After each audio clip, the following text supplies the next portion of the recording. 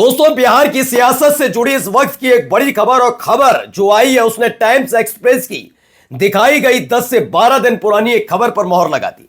मैंने कहा था कि नीतीश कुमार का गृह मंत्रालय, नीतीश कुमार की सरकार बन जाने के बावजूद विधानसभा अध्यक्ष पद पर काबिज होना और इन सब के बीच अगला टारगेट चिराग पासवान है, क्योंकि चिराग पासवान अपने तेवरों से पहले ही समझा चुके हैं कि अगर नीतीश कुमार हटते हैं या हटाए जाते हैं तो अगला नंबर बीजेपी के किसी नेता का नहीं लगेगा। बिहार के मुख्यमंत्री पद पर अगला चेहरा और नाम सिर्फ चिराग पासवान का होगा। यानी रोड़ा बन रहे थे वो बीजेपी के नेताओं के लिए। और देखिए, उसी के बाद से मैंने कहा था कि यकीन मानकर चलिए कि चिराग पासवान के लिए थोड़ी दिक्कतें बढ़ाई जाएंगी, जिससे उनको ये पता लगे कि उनकी 19 सीटें हैं, बस कितनी 19 और बीजेपी की 89। जरूर अल्पमत में है बीजेपी, लेकिन इतनी भी नहीं कि चिराग पासवान को संभाल ना पाए। पहले चिराग पासवान के सपने को तोड़ने की कोशिश हो रही थी और अब खबर निकल कर आ गई कि चिराग पासवान की पार्टी में हो गई बगावत। अभी तक हमने किसकी में देखी? उपेंद्र कुशवाहा की पार्टी में। भारतीय जनता पार्टी का लॉजिक क्लियर है कि अपने किसी भी सहयोगी दल को इतना ऊंचा मत उठने दो कि वो खुद फैसले लेने लायक हो जाए। तय वहीं से होगा, दिल्ली से कौन बनेगा मुख्यमंत्री, तुम अपना दिमाग ज्यादा मत लगाओ। और देखिए, वही कर दिया। चिराग पासवान की पार्टी में जबरदस्त तूफान आ गया, टूट गई पार्टी। आरजेडी कांग्रेस नहीं है इसकी जिम्मेदार। कौन सी पार्टी है, जरा देखिएगा। नमस्कार, मैं हूं प्रज्वल गौतम और आप देख रहे हैं टाइम्स एक्सप्रेस।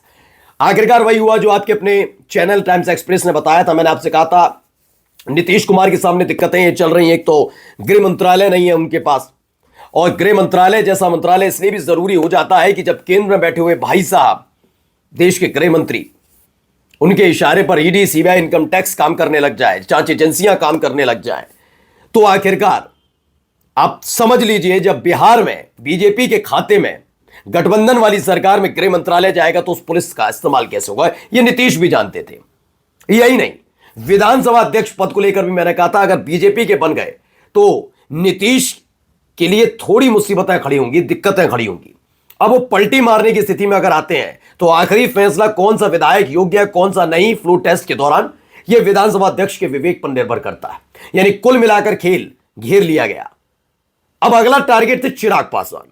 दरअसल चिराग पासवान ने जिस दिन शपथ हो रही थी 20 तारीख को, उससे एक दिन पहले यानी 19 तारीख को, 2-3-4 बज रहे थे तकरीबन, शाम तक खबर सबके पास आ गई। चिराग पासवान ने कहा मैं तो डिप्टी सीएम बनना चाहता हूं। ये क्लियर का वो चाहते भी यही, केंद्र से इस्तीफा दूं, मैं डिप्टी सीएम के पद पर आऊं। तो शाम तक होते होते जैसी खबर आई, बीजेपी ने नकार दिया, खारिज कर दी उनकी मांग को। फिर उनकी मां से पूछा गया दूसरे दिन, तो उन्होंने कहा 2030 के लिए आशीर्वाद है, यानी 2030 में चुनाव भी लड़ेंगे और परेशानी भी पैदा करेंगे। लेकिन कहानी क्या 2030 तक जाएगी? मैंने कहा था नहीं, क्योंकि बीजेपी का मोटिव यह है कि जब मोदी साहब राजनीति से संन्यास लें उससे पहले बीजेपी का मुख्यमंत्री बिहार में स्थापित कर दिया जाए। लेकिन यह इतना आसान नहीं है। चिराग पासवान अड़ंगा लगाए। हाल ही में उन्होंने फिर बयान दे दिया कि जाऊंगा तो मैं बिहार फर्स्ट, बिहारी फर्स्ट, मैं ज्यादा दिन केंद्र में नहीं, इस्तीफा की बात तो नहीं कही, लेकिन उन्होंने कहा मैं 2030 की तैयारी कर रहा हूं, समय कम था, सीट शेयरिंग में देर हो गई इसलिए नहीं कर पाया तैयारी, बहुत सारी बातें कही। लेकिन उन्होंने क्लियर कर दिया कि वो बिहार लौटेंगे। यानी नीतीश के बाद किसी को भी सपना मत दिखाओ कि तो आपकी पार्टी का कौन व्यक्ति मुख्यमंत्री बनना है। चिराग पासवान की दावेदारी थी। अब क्या हुआ? अब चिराग पासवान को कमजोर भी करना होगा, वरना अगर ऐसे ही हवा में उड़ेंगे तो सपना मोदी शाह का कैसे पूरा होगा। तो भाई साहब देख लीजिए, खबर आ गई। खबर क्या है? चिराग पासवान और उपेंद्र कुशवाहा में खींचतान भी कैसी है? एनडीए के अंदर ही पार्टी तोड़ खेला हो रहा है, ठीक है ना। एनडीए के अंदर ही एक दूसरे की पार्टी के नेताओं को तोड़ा जा रहा है। आरएलएम वाली मैंने उपेंद्र कुशवाहा की पार्टी का दिखाया था, हश्र क्या हुआ। दरअसल उनकी पार्टी के 6 में से 4 विधायक जीते, उनकी पत्नी। लोगों को लगा, साथ वालों को भी, बाकी के 3 विधायकों समेत पार्टी के तमाम लोगों को, कि स्नेहलता कुशवाहा बनी है, उपेंद्र कुशवाहा अपनी पत्नी को ही मंत्री बनाए। उन्होंने उनको नहीं बनाया, अपने बेटे को बना दिया जो ना एमएलए ना एमएलसी। नाराज हुए, राष्ट्रीय उपाध्यक्ष से लेकर कई लोगों ने इस्तीफा दे दिया। फिर उपेंद्र कुशवाहा ने क्या किया? उपेंद्र कुशवाहा यही नहीं रुके, उन्होंने बयान दे दिया कि अगर कुछ, नीतीश कुमार की मुझे एक बात याद है कि अगर खाना खा रहे हो और मक्खियां आए तो एक हाथ से मक्खियां हटाते रहिए, एक तरफ से खाना खाते रहिए। मेरा बेटा काबिल है, काबिलियत के आधार पर बनाया। एक जगह कहने लगे कि दल बदल हो जाता है इसलिए बेटे को बनाया। अपनी पार्टी के लोगों पर भरोसा नहीं, मक्खियों वाला जिक्र कर दिया, इस्तीफे गिरने लगे। फिर भी नहीं माने, उन्होंने कहा कि कमेटियां भंग कर दो सारी, और ऐसे लोगों को पदों पर बिठाओ जो उनके बेटे का विरोध ना करें। फिर अभी विधायक ने एक ने लिखी दिया, स्वार्थ की बात, नेतृत्व की नीयत पर सवाल, तमाम बातें। उपेंद्र कुशवाहा घिरे हुए थे, लेकिन अभी उनके लिए खुशखबरी भी है और चिराग के लिए दो बड़ी खबर भी। खबर यह है कि चिराग पासवान की पार्टी के कई नेताओं ने उपेंद्र कुशवाहा की पार्टी में शामिल हो गए। देखिए, बिहार में एनडीए की प्रचंड जीत के बाद एक अलग तरह की खींचतान देखने को मिल रही है। उपेंद्र कुशवाहा की पार्टी राष्ट्रीय लोक मोर्चा और चिराग पासवान की पार्टी में खींचतान की स्थिति बनी हुई है। हाल ही में लोजपा आर के कई नेताओं ने पार्टी छोड़कर उपेंद्र कुशवाहा का दामन थामा है। मैं आपको एक दो चीजें और क्लियर कर दूं, चाहे वो आरजेडी के नेता हो या फिर कांग्रेस से आए नेता हो, समाजवादी पार्टी से आए नेता हो, बीजेपी कभी उन्हें अपने साथ नहीं लेती। ये बात समझिएगा। बीजेपी ज्यादातर क्या चाहेगी कि उनके सहयोगी दलों के साथ चले जाए। कोई हमसे कल ना कहे कि हमने आपकी पार्टी तोड़ी। और खासकर जब अपनी पार्टी वाला मसला होता है, जैसे जेडीयू टूटी तो जेडीयू के एलजेपी में चले जाएंगे, एलजेपी के जेडीयू में, आरएलएम में हिंदू। बीजेपी अपने साथ नहीं रखती। एक दागदार छवि वाले लोगों को भी अपने साथ ना रख के फायदा उनसे उठाएगी। जाके देख लीजिए, अनंत सिंह, आनंद मोहन सब है, लेकिन एनडीए का हिस्सा है, बीजेपी का हिस्सा नहीं। वो कहते हैं अपने से दूर रखो, और जब इनसे गठबंधन तोड़ो तो इन्हीं के नाम पर दिन रात कोसो। तो बीजेपी इसी खेल में रहती है। अब चिराग पासवान की पार्टी के साथ खेला कर दिया।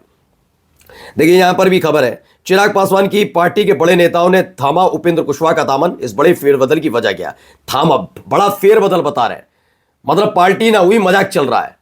जैसे कैबिनेट मंत्रालय देकर उनको मंत्रालय ऐसे ऐसे दे दिया ऐसे। अरे पार्टी छोड़िए मेरे भाई, दैनिक जागरण वालों ने लिखा भी इस तरीके से, बड़ा नॉर्मल खबर, कोई दिक्कत नहीं। चिराग पासवान की पार्टी के थोड़ी तो नेता टूटे, कोई दिक्कत नहीं। अरे पार्टी के नेता पार्टी छोड़कर दूसरी पार्टी में गए भाई। ये एनडीए कोई पार्टी नहीं है, गठबंधन है। इसमें बताया गया है चिराग पासवान की लोक जनशक्ति पार्टी को उस समय बड़ा झटका लगा जब पार्टी के संस्थापक सदस्यों में शामिल रामविलास पासवान के बेहद करीबी रहे ए वाजपेयी ने अपने समर्थकों के साथ उपेंद्र कुशवाहा की राष्ट्रीय लोक मोर्चा का दामन थाम लिया। खास बात यह है कि लोजपा रामविलास और रालोमो दोनों ही एनडीए का हिस्सा हैं, और बिहार में नीतीश कुमार सरकार में साझेदारी। दल बदलने पर वाजपेयी ने लोजपा छोड़ने के पीछे अपनी पीड़ा खुलकर रखी। उन्होंने कहा कि चिराग पासवान के नेतृत्व में उन्हें मान सम्मान की कमी महसूस हुई और क्षमता के मुताबिक भूमिका नहीं मिली तो निर्णय लेना पड़ा, हम अपने घर में वापस आए। समझ लीजिए खेल। खेल क्या सिर्फ ये है, अब खेल यहां से शुरू हो रहा है। ये इसलिए कि चिराग पासवान, मैंने पहले भी कहा था और आज भी कह रहा हूं, इस्तेमाल होगा, चिराग पासवान को समझाया जाएगा, मनाया जाएगा, नहीं होगा तो इस्तीफों के साथ साथ पार्टी तोड़ने से लेकर उनके अपने करीबियों के खिलाफ कार्रवाइयां होंगी। कैसे ना कैसे उन्हें शांत कराना है, और शांत कराने की कड़ी का पहला चरण शुरू हो चुका है। पहला चरण यह कि उनकी पार्टी के दिग्गज नेताओं ने इस्तीफा दे दिया। नमस्कार।